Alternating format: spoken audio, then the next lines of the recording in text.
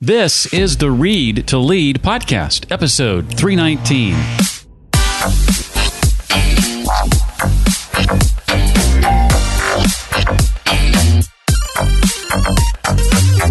Leadership is communicating people's worth and potential so clearly that they're inspired to see it in themselves.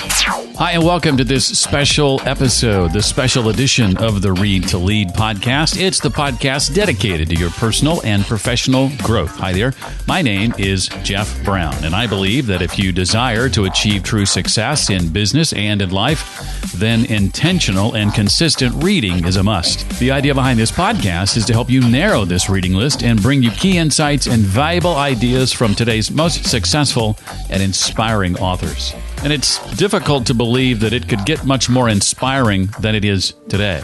That's because we're about to be joined by author Stephen M.R. Covey as we discuss the 30th anniversary edition out today of his father's classic book, The 7 Habits of Highly Effective People. I'll ask Stephen to share his thoughts on the questions that you submitted.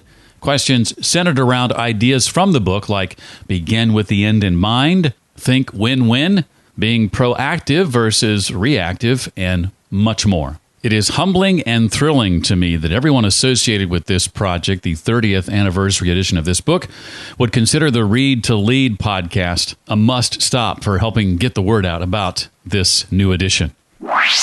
Well, Stephen M.R. Covey is co-founder of Covey Link and of the Franklin Covey Global Speed of Trust practice, a sought-after and compelling keynote speaker and advisor on trust, leadership, ethics, and high performance. Stephen speaks to audiences around the world. He is the New York Times and #1 Wall Street Journal best-selling author of The Speed of Trust and co-author of the #1 Amazon best-selling Smart Trust. He is the former CEO of Covey Leadership Center, which, under his stewardship, became the largest leadership development company in the world. And Stephen, along with Greg Link, led the strategy that propelled his father's book, The 7 Habits of Highly Effective People, to become one of the most influential business books of the 20th century, according to CEO Magazine. Stephen currently serves on the board or advisory boards of several entities and is a top thought leaders in trust lifetime achievement honoree from Trust Across America, Trust Around the World. Well, Stephen is here today to discuss the 30th anniversary edition of his late father's book, The 7 Habits of Highly Effective People. It is my privilege and honor to welcome him to the Read to Lead podcast. I told my wife just moments ago I need complete quiet because I'm about to conduct the single most important interview of my career. Stephen, welcome to the Read to Lead podcast. Well, thank you, Jeff. I'm really honored, humbled to be here with you today. This will be a lot of fun.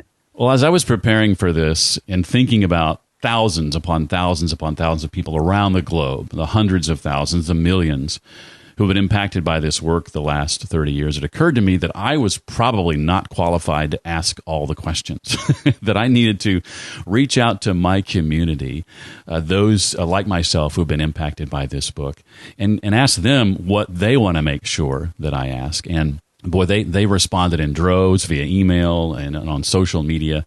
I won't be able to include them all, so if your question isn't asked, I apologize in advance, and I've combined some of them that were similar, but we'll get through as many as we can. And we start off with someone who happens to be a former guest on the podcast, the author of a book called View from the Top, Aaron Walker, and he pulls no punches. He wants to know, Stephen, right out of the gate, was it a curse or a blessing growing up in Dad's shadow? Were you always referred to as Stephen Covey's son? And before you answer, correct me if I'm wrong, I believe when the book came out and your father kind of was showing up on everybody's radar, you were in college, if I'm not mistaken. Is that right? I was just coming out of a business school when the book was about to come out. So a master's degree, yes. So growing up, though, did you feel like you were in that shadow? And if so, was that a blessing? Was that a curse? I would say this. I definitely was in his shadow because he's such a larger-than-life, figure. But it absolutely is a blessing, was a blessing, is a blessing. Because to have been influenced by my father, taught by my father, loved by my father was an extraordinary thing. And so, yes, do you sometimes be known as Stephen Covey's son? Yes, but that's not a bad thing. I look at the flip side. What a blessing. What an opportunity to learn these principles of effectiveness at a young age, to have been taught and to have seen it modeled, and also to have had a relationship with my father that really was so profound and, is the greatest influence on my life, and also to feel loved by him. So it was absolutely a blessing. And yes, clearly I'm in his shadow, but I don't mind that because I feel a sense of stewardship and a sense of legacy that I want to continue and perpetuate. And I made a conscious decision even when I left Harvard Business School to, do I go into investment banking where I had an opportunity? Do I go into real estate development where I had an opportunity?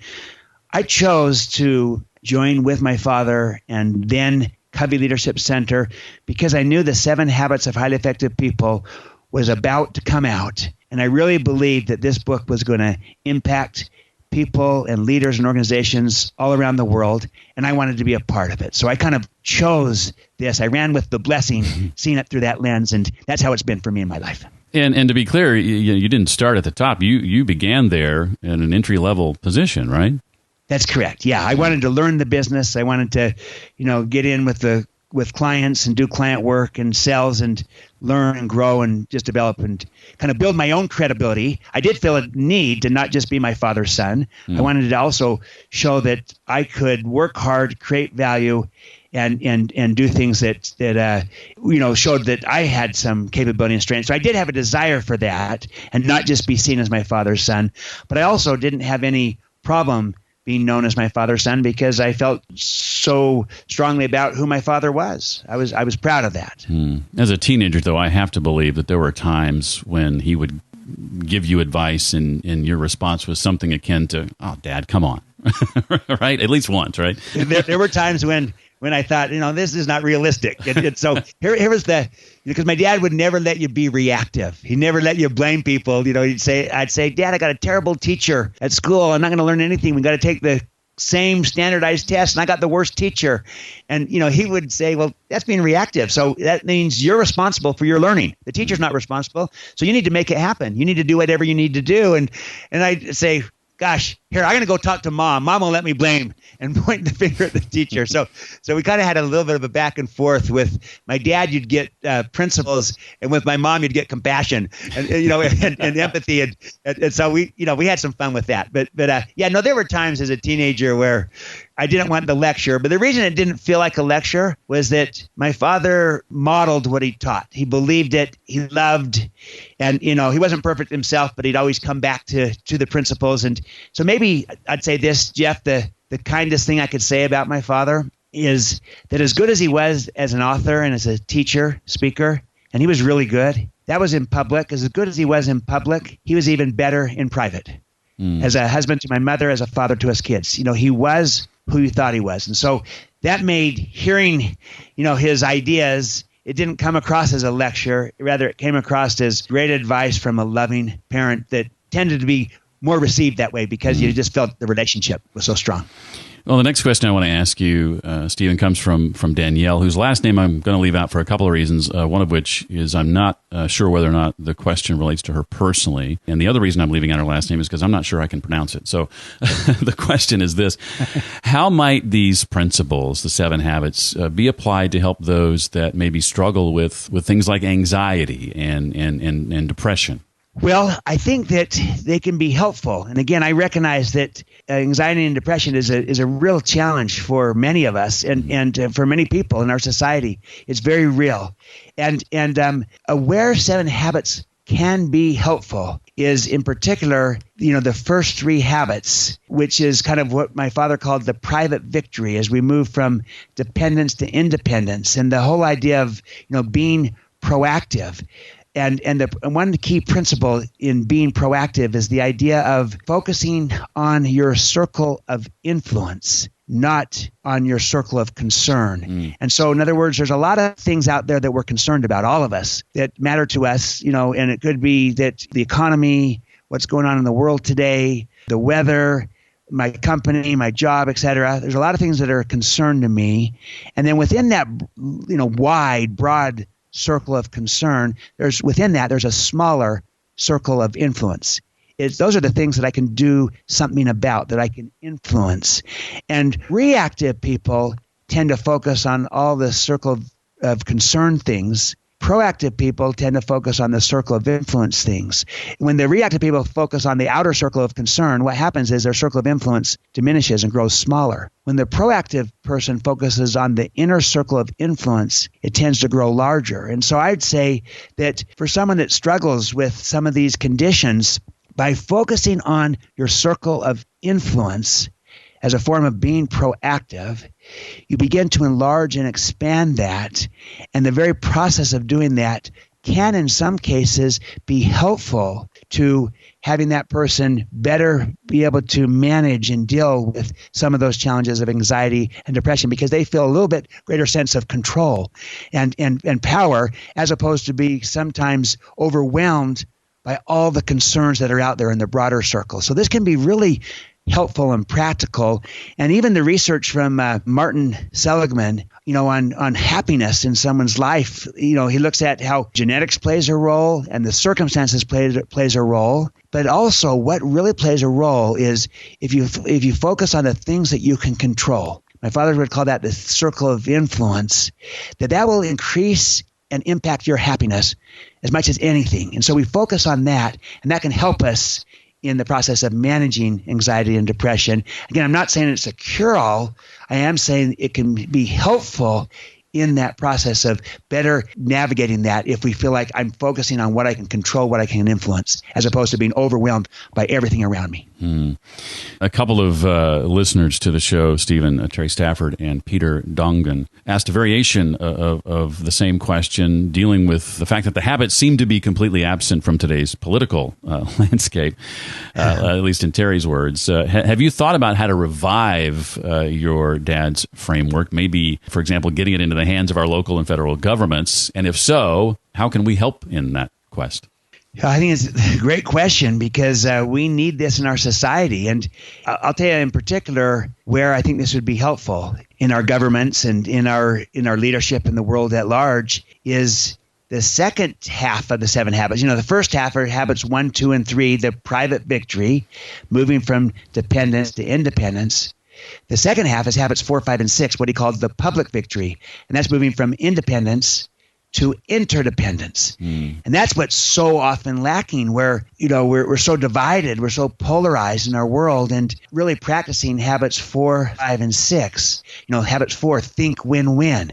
Too often people think win-lose. And kind of if you win, then I lose. And that there's kind of a zero-sum game, a scarcity mentality.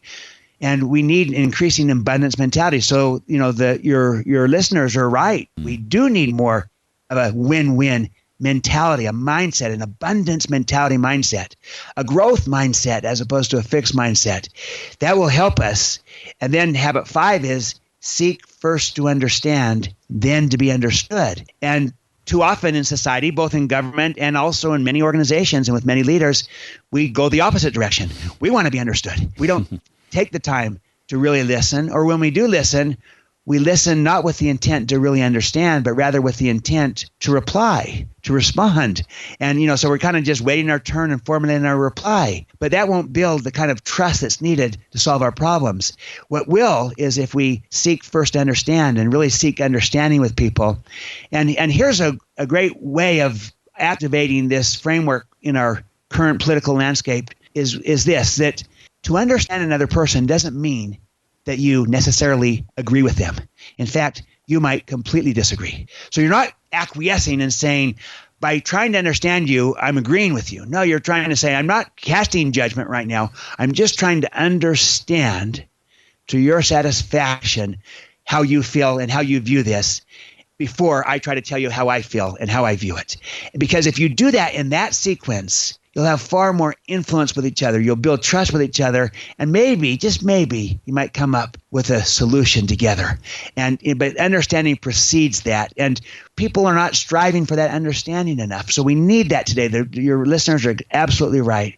And then finally, habit 6 is then to synergize together, to take those differences that you learn about in habit 5 when you try to understand each other, And now to say, how can we take these differences and turn them into strengths by coming up with solutions that are better than what either one of us could do by ourselves? And so we do need this in our governments at all levels. We also, though, need it in our businesses and in our healthcare systems and in our educational institutions and in military, in NGOs, and really every walk of life. And so we're trying to, the 30th anniversary edition of the 7 Habits book is trying to say, hey, people need to both discover and maybe rediscover these foundational basic habits that will help us become more effective working together. And we've maybe drifted from it too much. We've got to go back to blocking and tackling, the basic habits that will help us work well, first become independent and then become interdependent. And we have to come back to this. And so that's why we're coming out with the 30th anniversary edition, is to say these 7 habits are actually even more relevant today than they were 30 years ago. You mentioned Think Win-Win, and Nicole, who didn't give her last name, but Melissa Thompson, a young man named Pradeep Shetty, all asked about that habit in particular. And Nicole has a coworker, wink, wink, that she needs help with. Well, I'm just teasing Nicole. It is a coworker, not Nicole herself. But she asks, what advice would you give, Stephen, for dealing with someone who only sees one-sided wins in the context of negotiations? How do you begin to move them toward understanding Think Win-Win? Yeah, great question, Nicole, and also Melissa and Pradeep. I would say this, that it's a great question because there's so many that come at this kind of with the traditional negotiating posture, transactional, kind of give and take, tit for tat type of thing, and also from the premise of many cases, scarcity, zero sum, and hey, if you're winning, then I'm winning less, and so. Yes, that is a challenge. I'm not trying to downplay that. It is real. But I also find this, that sometimes one person can shift the whole environment. It takes one to, it takes two to practice win-win. It only takes one to start. And if you can come in as that one and say, hey, we can maybe negotiate the traditional way of negotiation where we kind of go back and forth and kind of transactional. And I know how to do that. I'm not against that if that's the preferred route. But I also would like to explore a possibility if you're open.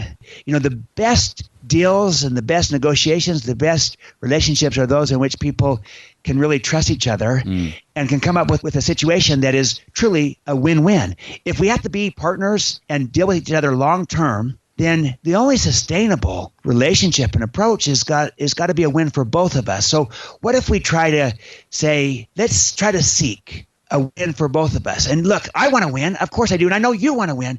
And I want your win as much as I do my own.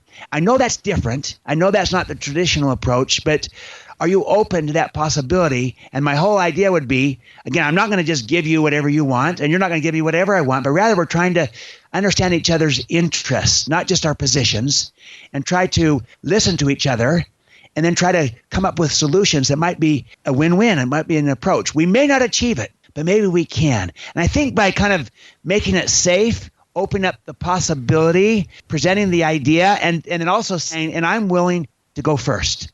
I'm willing to take the risk. I'm willing to really try to listen and understand you first.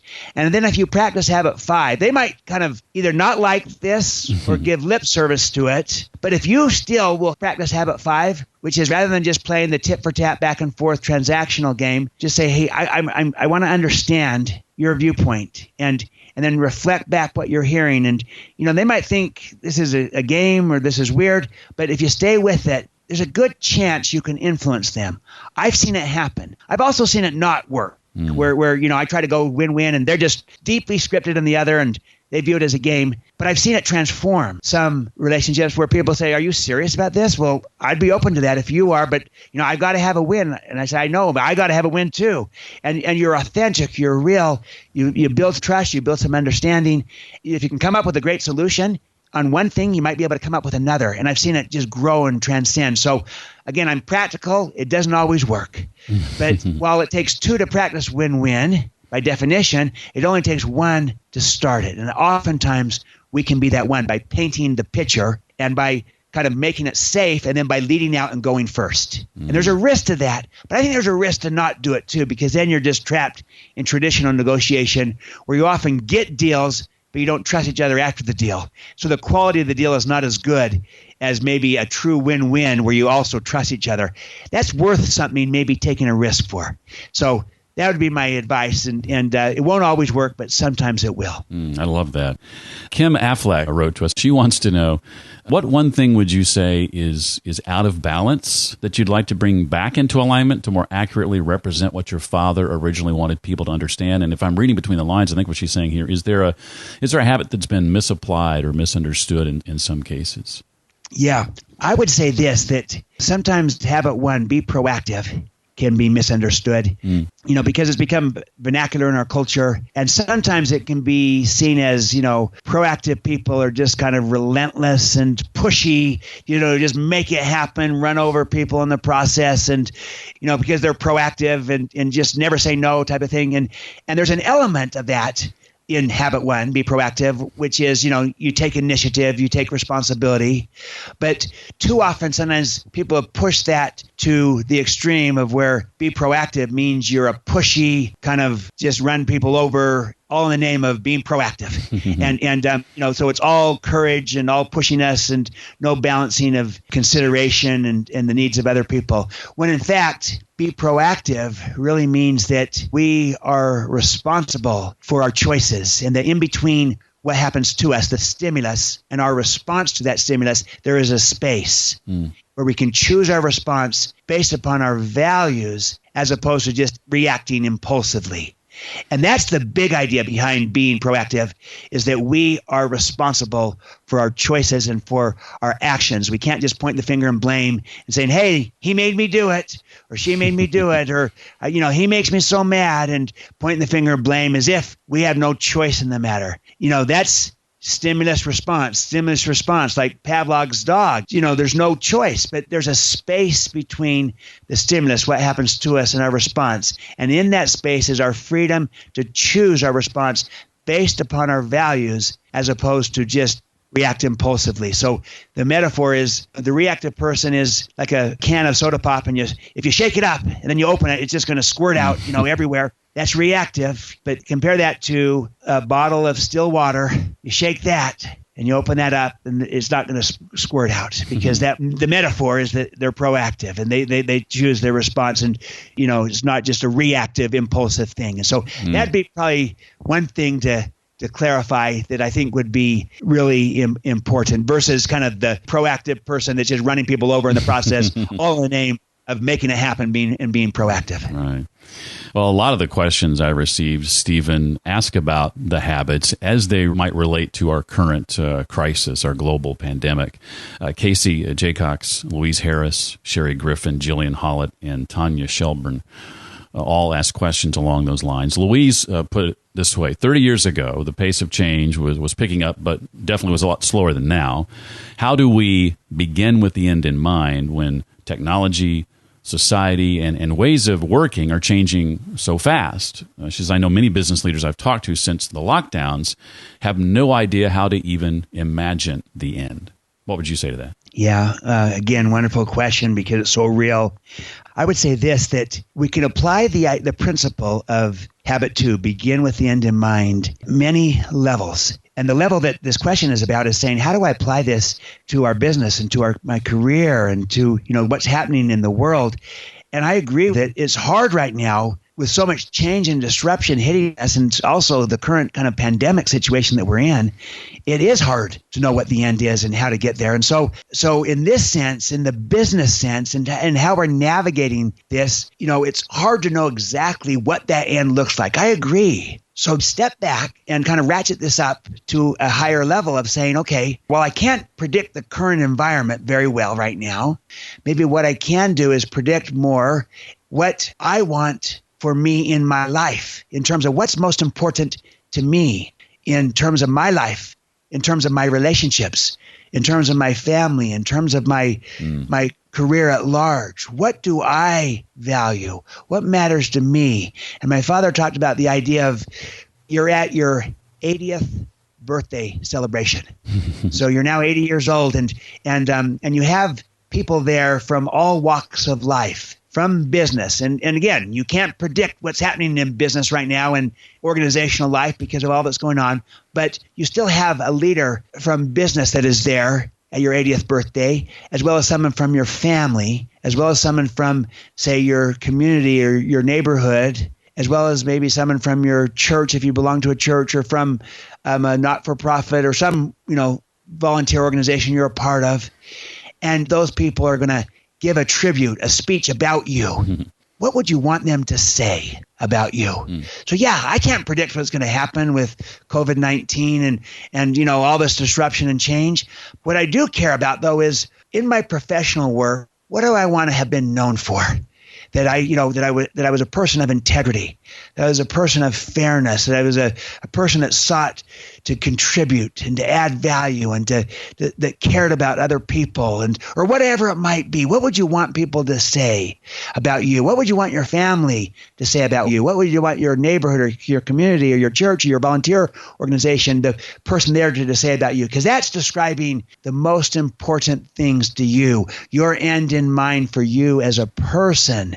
Or for your family as a family. And, so I would say, again, focus on what you can control. You can't control the environment, but you can try to control and predict the kind of person you become in any and all environments, even when there's all kinds of change and disruption happening. That's what you're striving for. So just ratchet it up to the end in mind that's most important to you. My father talked about create a personal mission statement for yourself, for your life.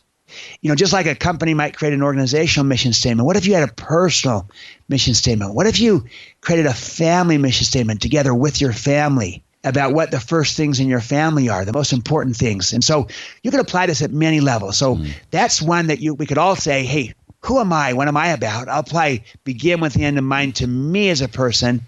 And then you still, in a business setting, you do the best you can. It may not be that I've created a strategic plan that is going to be really valuable a year from now when everything is changing, but I can say, here's the kind of business or company I'm trying to create to add value in these ways, recognizing that the world is changing around me really fast. So I can't predict the outcomes, but I can say I want to be a part of or build this kind of organization that, broadly speaking versus narrowly speaking. So I think you have to kind of broaden the viewpoint to make sense of this today. Well said. Related to family, Alex Osmond and Jeff Fusen ask about habits as they relate to fatherhood specifically. And Jeff writes that your dad shared at some point about his writing process and mentioned enjoying time at the beach with your family for most of the day while he would rise early to write. And this may have been on an extended writing retreat, Jeff admits, and not normal life.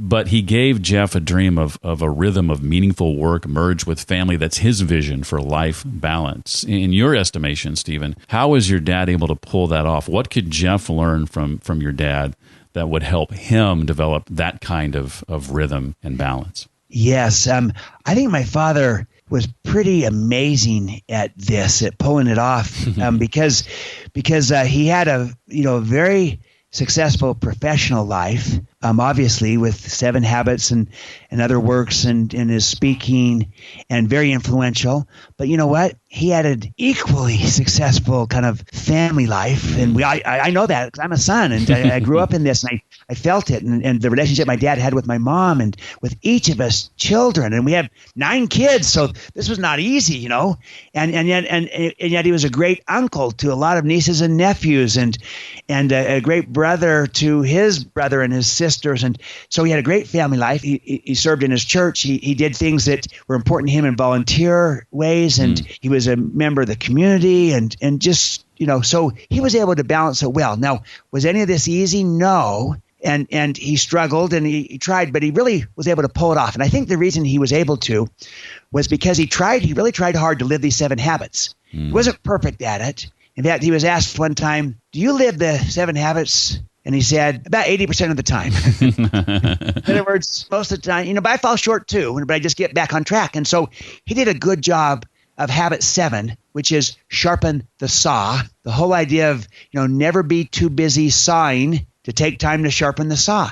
He would focus on sharpening the saw in all 4 dimensions: the physical, that's the body; the social emotional, That's the heart. That's relationships. The mental, intellectual, that's your mind, and that's, your talents and your skills and your expertise and the work that you do professionally. And then the spiritual, which is all about kind of contribution and meaning and purpose and value.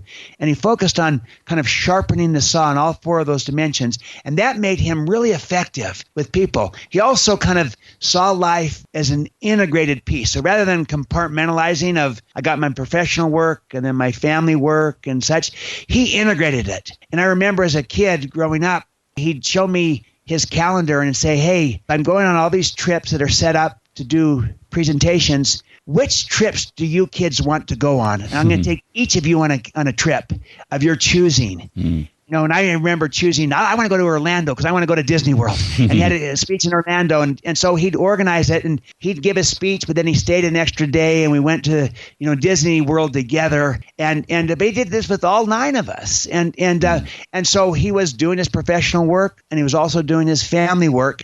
And it's not perfect balance because balance is so hard to achieve. We're all out of balance. But he achieved harmony. There was integration.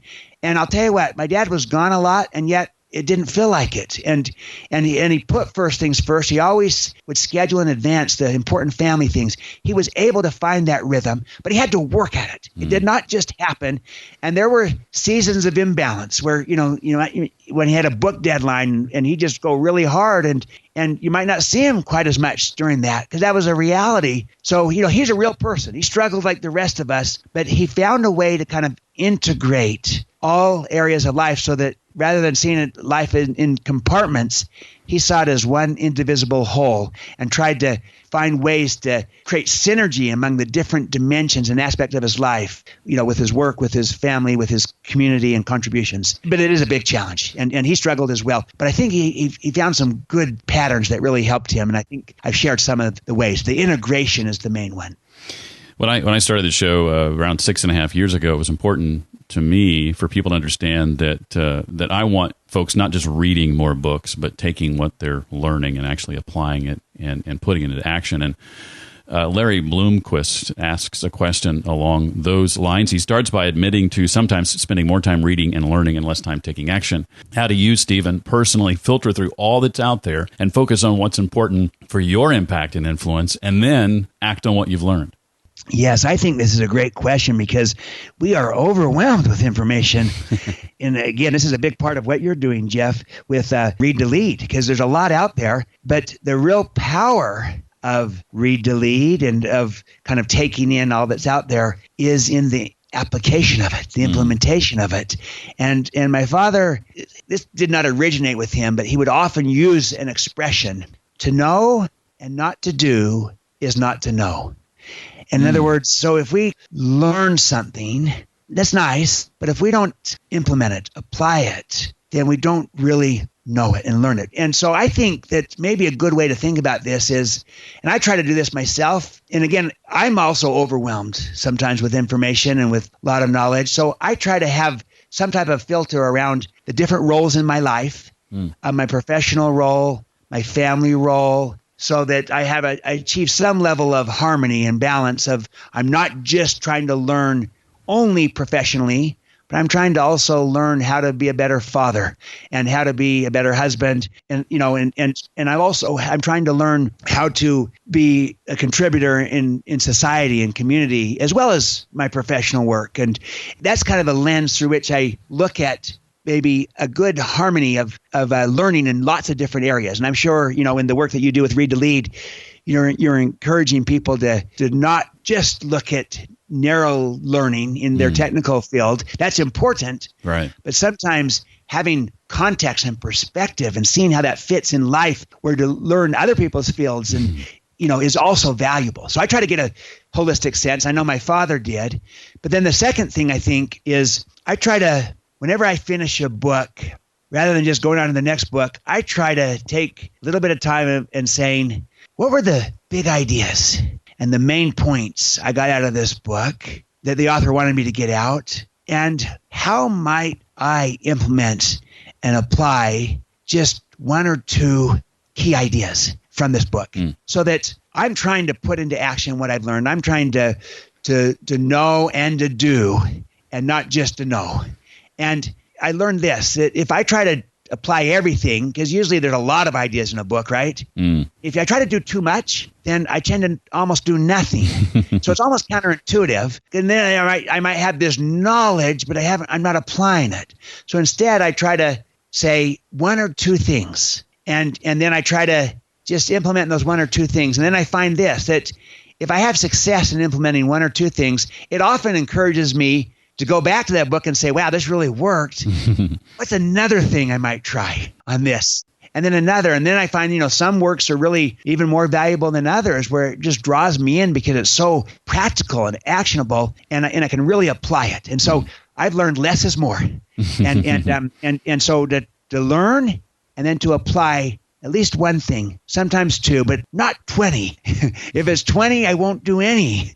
If it's one or two, I'll do it. And so I try to do that. And that might be an idea, but I'm sure that all of our listeners might have a different approach. But I think the question is great because we're overwhelmed with information and with knowledge. What we want really is learning and application and understanding, and that takes, applying it. And that's the key way that we really learn.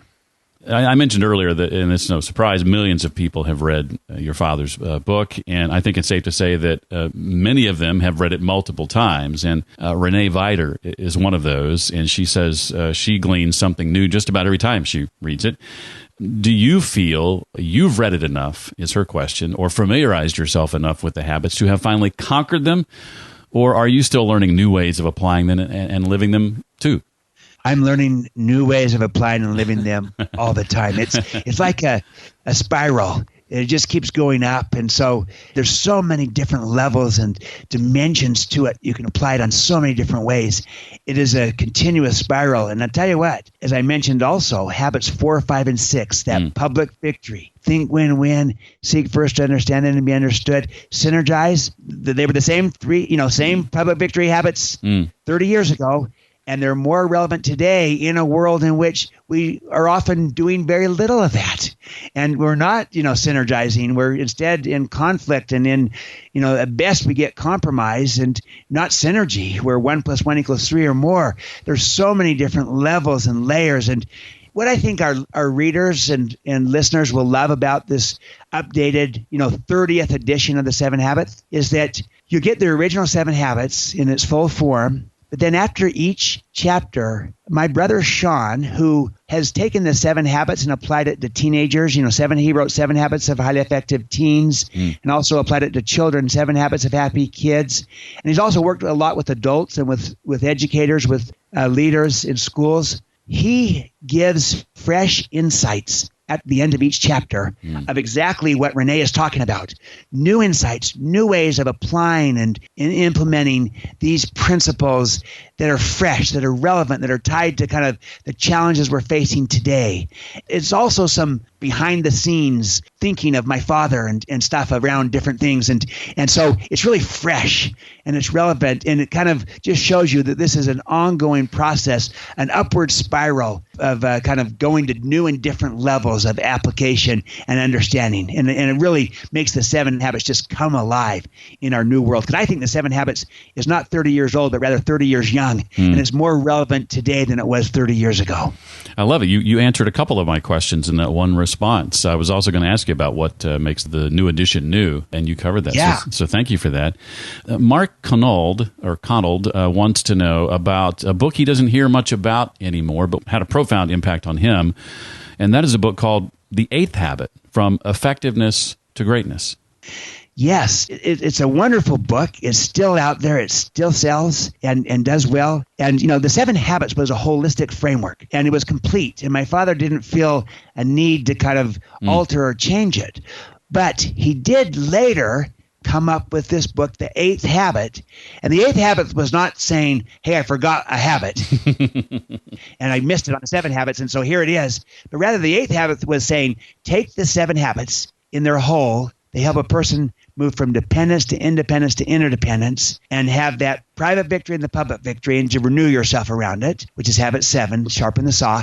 Now, what if you now move into a leadership dimension in your life? And the 8th habit was this: find your voice, which is what the 7 Habits does, and inspire others define theirs. It's now about saying, move into the role of leadership where you inspire others to find it in themselves and help others see it.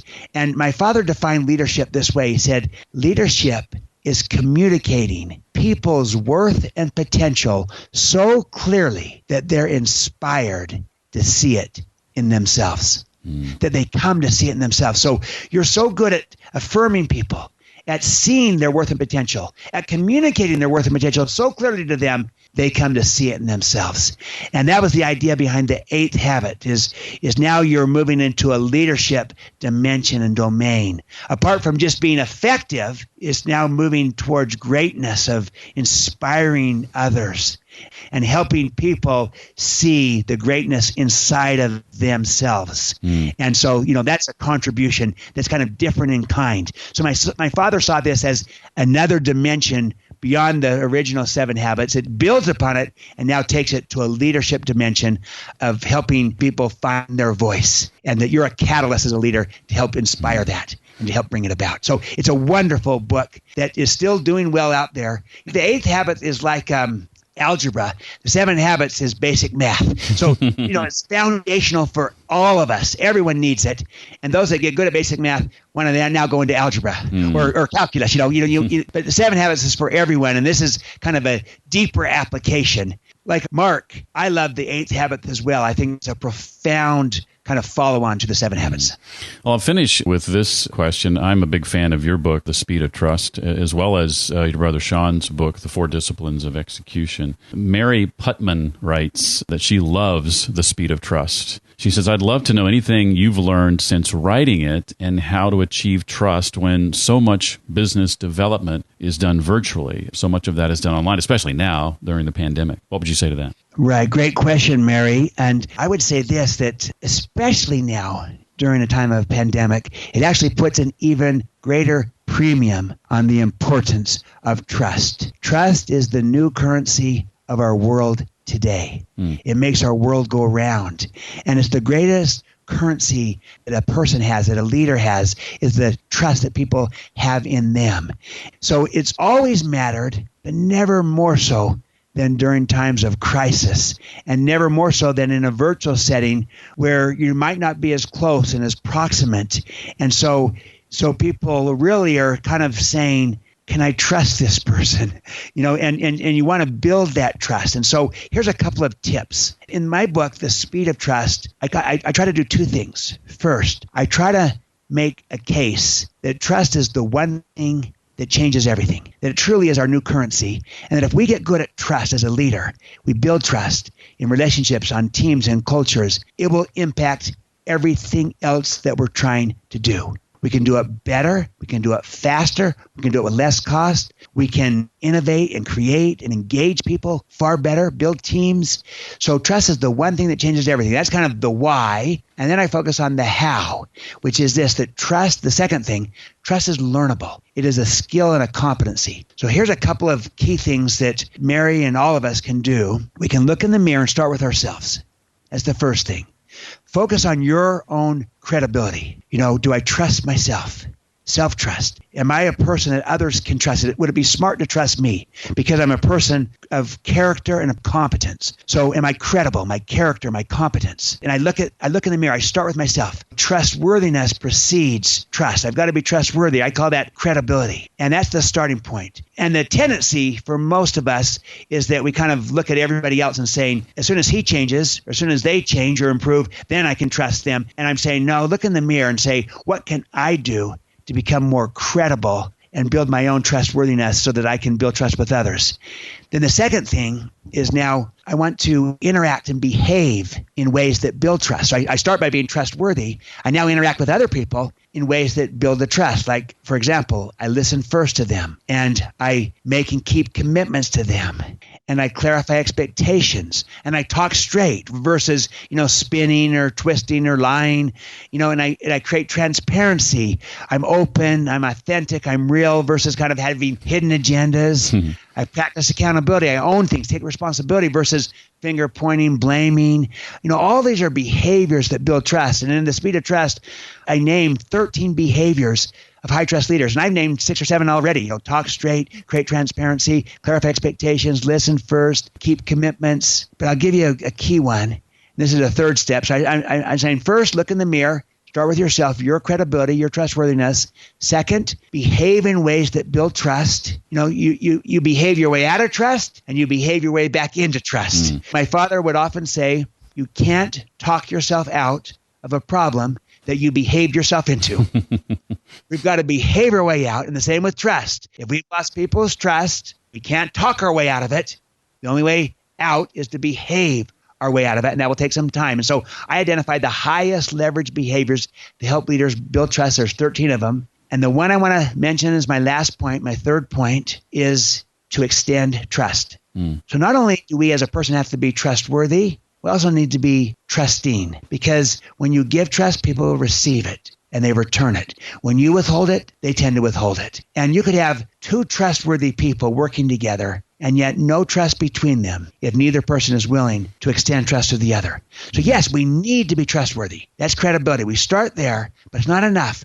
We also need to be trusting. Now look, I'm not saying go out and blindly trust everybody, a blind trust, because not everyone can be trusted, and that's not smart in today's world. I'm saying be smart about it, use good judgment, and always have clear expectations and accountability around the trust. You kind of build an agreement together around, here's our expectations, here's accountability. But I'm challenging all of us to find the appropriate ways to smartly be able to extend more trust to each other, to trust people more, again, in smart ways, because that helps create it, and it helps inspire people and brings out the best in them. They rise to the occasion, they perform better. Now look, a few might abuse it, take advantage, but the vast majority will be inspired by it. So use good judgment, be smart, because you can't trust too much in a setting that will lose the whole firm, or you can't bet the farm and go too far, too much, too soon.